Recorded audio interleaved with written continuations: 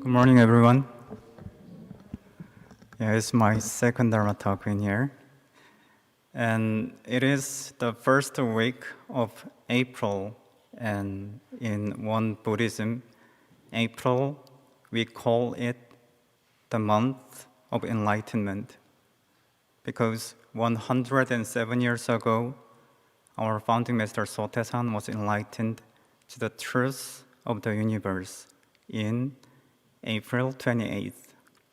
And he described his enlightened truth as the truth of Ilwonsang, the one circle image behind myself. And one Buddhism is originated from his enlightenment. So in other words, like without his enlightenment, there would be no one Buddhism and no one Dharma center and no one Buddhist service and no one Buddhist teachers. Maybe now Reverend Yu becomes like Father Yu or Sister Ginger, like that. So everything couldn't be happened if he wasn't enlightened. And about 20 years ago, when I was a preliminary minister, I really wanted to attain the same great enlightenment that Master Sotaesan attained. And still, I'm eager to do it. And it has been the biggest motivation that I walk on the path of one Buddhist minister. However, as you know, it is not an easy job. Even enlightened masters and teachers seem to have a different perspective about enlightenment. For example, someone says that it is nothing special, and each and every moment is the moment of enlightenment. And the other master says that it is very big and special moment in which a big convergence suddenly happened. So for me, though I'm not enlightened yet, I have my standard of enlightenment, and it seems very clear to me. Since my Dharma teacher is Master Sotaesan, I follow his instruction. And in our principle book, he taught us how to check out if one is enlightened or not.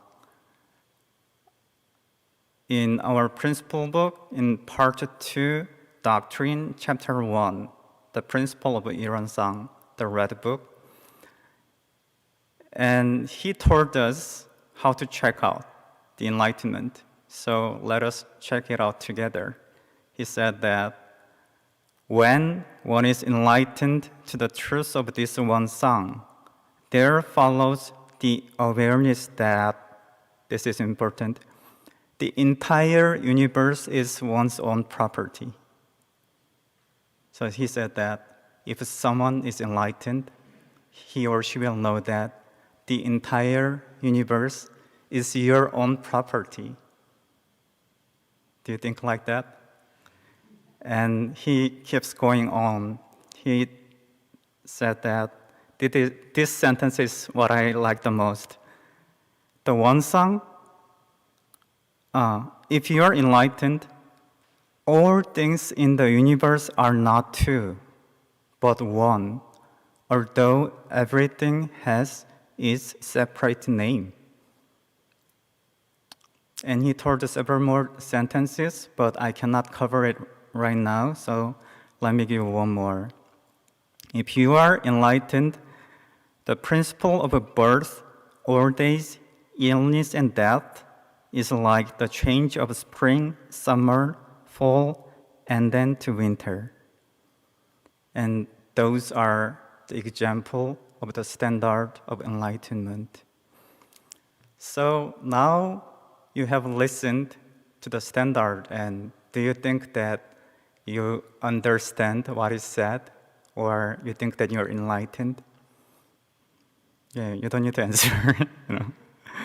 So for me, those Dharma words are my standard of enlightenment. And it gives me the direction of enlightenment, but at the same time, it is a standard of my practice as well. For example, when I have a conflict with other person, I remind those Dharma words to myself that all things in the universe are not two, but one, although they have different names. And then I ask myself, we are not two, then why do I hate that person? Of course, it doesn't always work. Sometimes I'm like, okay, all right, I'm done. We cannot be one, I cannot accept it. I'd rather be separated from that person like that. However, in that kind of a moment, in the deep status of my mind, I still keep reminding myself why I and that person are not two. So that is how I utilize Master Sotaesan's enlightenment in my daily life. And I haven't had a special or dramatic moment of life exchanging experience so far, or it might have been happening so gradually that I cannot even recognize it by myself. Sometimes I feel like I'm getting what Master Sotaesan said in the scripture book, but sometimes I feel like it is too far away that I cannot attain to it in this lifetime. Anyway, no matter whether I'm enlightened or not, as long as I keep trying to follow the teaching, my practice, and my life as one Buddhist worth, I think. Even though I'm not enlightened, I can still practice because I think that attaining to the realm of truth and applying the truth in my daily life can be different matters. For example, one of the things I play for fun is solving a Rubik's Cube. So I think that solving a Rubik's Cube is somewhat similar to the process of practice. So when I had the Rubik's Cube at the first time, so I didn't know how to solve it. So I tried to figure it out by myself, and I just wanted to create my own patterns, not depending on the pre-existing algorithms. However, just right after 3 days I purchased it, I just gave it up, I realized that even though years of time, that kind of a long time had given to me, I realized that it seemed impossible to figure it out by myself. So after I realized that, what I did was that I learned the algorithm on YouTube. And then I could solve it. So to solve a 3x3 very basic Rubik's Cube, I needed to practice and memorize about 10 algorithms. Then, when I completely mastered it, I could solve 4x4, 5x5, and 6x6, and even 7x7. So I'm pretty much sure that if I tried 8x8, so I could do it. Because solving a bigger Rubik's Cube doesn't require to learn the whole new algorithms. Just the basic 10 algorithms are enough to solve 3x3 or 7x7. And it worked. So I learned a lesson from this experience. It is that although I don't even understand the principle completely, still I can apply the algorithms and it will bring the same result of success as long as I apply them in exact and correct way. I think the same is true in our practice. So though I don't fully understand what Master Sotaesan was enlightened, just following his teaching exactly as he explained is enough for progressing my practice. So as I learn algorithms of Rubik's Cube one by one, then I would learn his teachings one by one as exactly as he meant. Then I believe that my practice will progress naturally while I keep trying to follow his teaching. And I would like to introduce one algorithm of Dharma that I'm working on for a long time. And one of his teachings that I have kept in my mind for a long time is the fifth item of the essential dharmas of daily practice. It is, let us turn life of resentment into life of gratitude. So I knew that I am very vulnerable to this part. So like a couple of decades ago, I decided to take it as my most important algorithm of Dharma that I need to keep working on. He said, let us turn resentment into gratitude, and that seems very simple words, but it is really hard to execute. And Master Sotaesan emphasized us like live a life of gratitude so many times in the scripture.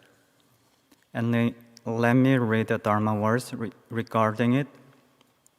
He said, even if one is confronted with a case in which one is forced to bear a resentment, one is to find a source of grace, and by changing resentment into gratitude, one may be able to requite graces. In the past, I have been a one Buddhist from my mother's womb, so my whole lifetime I have been a one Buddhist. But in the past, I used to think that this is a too idealistic philosophy because we even miss or forget graces around us in our daily life. But what the Master Sotaesan asked us is that even in case of resentment, we need to find a source of grace and changing resentment to gratitude. I used to have a pessimistic way of thinking. I guess it is because that was originated from my poor childhood life, because I had to go through poverty and very unstable household circumstances. So I confess that I lived a life of resentment even after I became a preliminary minister, like 20-something years ago. I was still comparing myself to others' life, and at that time, I thought that the world is basically unfair and unreasonable. However, recently I found myself that I am no longer pessimistic or resentful. Rather, I found myself that I was trying to find a source of grace even in resentful situations. It was not a sudden moment of conversion, but it just took me a very long time to melt away my karmic negative energy. And when I completed it, I could accept Master Sotaesan's teaching as it is. It was interesting because it is still the same sentence. Let us turn a life of resentment into gratitude. I recited it so many times in my lifetimes, but before, like, I think I melted my karma, I couldn't accept it. But once I completed it, I could accept it. I looked at myself, so how was it possible? And I think it was because I repeatedly tried. And also my life has been exposed to Master Sotasan's teaching and people practicing it, my Dharma friends. So in the morning meditation session, we recite the essential Dharmas of daily practice. And I have been a Prime Minister and Minister for 20-something years, so it's about 8,000 times. I recited it, keep reciting it.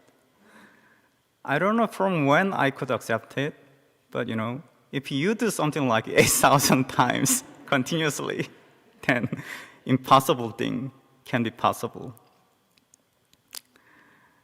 So someday, I recited it with kind of sleepy mind because it's 6:30 a.m. in the morning. Sometimes I was sleepy, and sometimes I did it with my mind wandering around. But someday, I really contemplated that Dharma words, applying it to my actual life event I was going through. So I spoke out those words repeatedly. I believe that it purified my mind and spirit little by little. And now those Dharma words I can feel that those Dharma words are deeply rooted in my mind. So now whatever resentful situation I face with, I can apply this simple and powerful algorithm of Dharma in my life. Still, from time to time, a resentment arises in my mind, but I know that what kind of algorithm I should apply on it, so it would not be a problem. So following those algorithms of Dharma will lead me to a great enlightenment one day, or at least it will keep me on the right track of a practice. So since it is the month of enlightenment, so I would recommend you all to find your own algorithms of Dharma that will progress your practice. Then it would be very nice. And thank you for listening.